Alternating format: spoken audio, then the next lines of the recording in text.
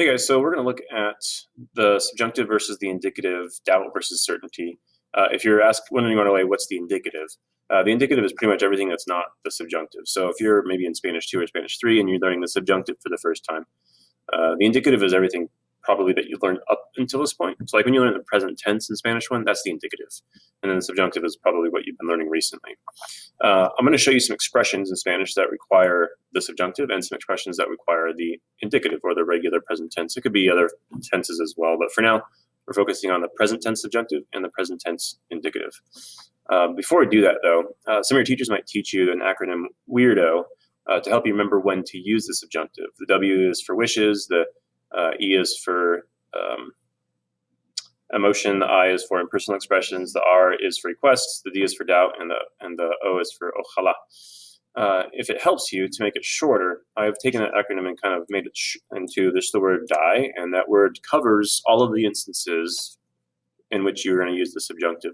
If you're interested in seeing that video where I explain that, the document you see on your screen is available to you in the description of the video. If you were to open it, then this right here is a link that will take you to that video. Or you can just search die on my YouTube channel and you'll find it that way as well. So let's look at some expressions that contain doubt and or uncertainty and would require the subjunctive in Spanish.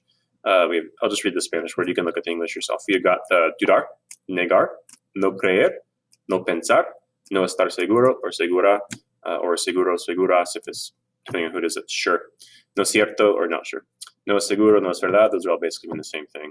Es imposible, es improbable. No es posible or es posible, es probable. And then quizás or tal vez. So if you have one of those expressions and it has the word que after it, you're going to have the subjunctive. And we'll see some examples. We're going to give you a practice activity in a second. Excuse me. So you have some expressions that contain certainty. So these ones are going to have the indicative or not to the subjunctive. Like for us right now, it'll just be the regular present tense. So no dudar, no cabe or no hay duda de, no negar, creer, pensar, estar seguro, es cierto, seguro, verdad, and obvio. So if I have one of those expressions and then the word que, I'll have the indicative after it. Let me give you a couple examples. So say I use the word dudar. If I say yo dudo, I doubt.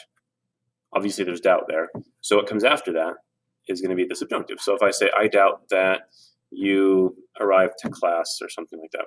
Yo dudo que tú llegues a clase. Llegar would be L-L-E-G-U-E-S. Let's take that same arrive to class, but plug in one of these expressions. So let's say it's certain. If I say it's certain that you arrived to class, it'd be es cierto que tú llegas a la clase. And I just use the regular indicative present tense. If it helps you, I made a Quizlet set, and you can. This again is a live link in the document, and you can use that to study. It has all of these expressions on the flashcards and the ones above it, and then on the other side it either says subjunctive or indicative. If that helps you to study for this. So what I'm going to do for you here is I made an activity where you can practice this idea. What I want you to do is conjugate the verb into either the subjunctive or the present tense indicative. I've got two models here. So I have es obvio que ella and then estudiar mucho.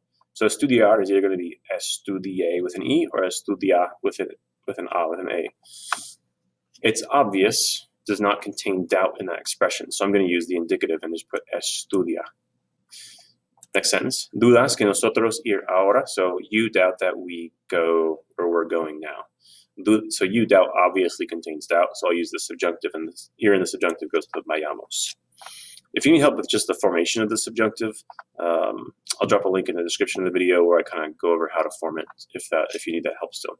Just think opposites. The idea of opposites helps, with the exception of some of the irregulars, but for the most part it helps. So if you want to pause the video, let me zoom in a little here for you, and then do these 10 examples.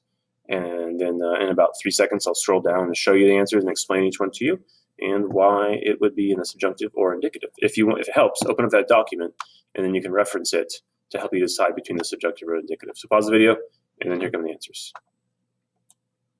All right, here they come. Let's zoom back out a little bit.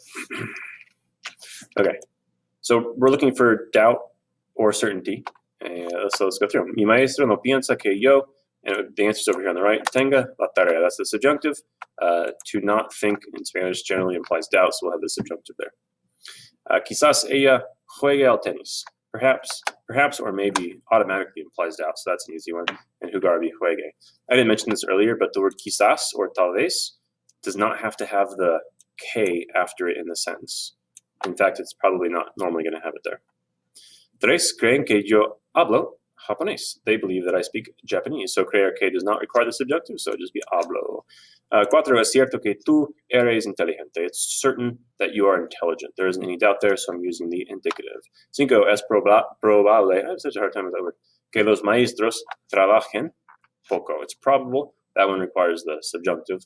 Que los maestros trabajen, so I put it with the en at the end.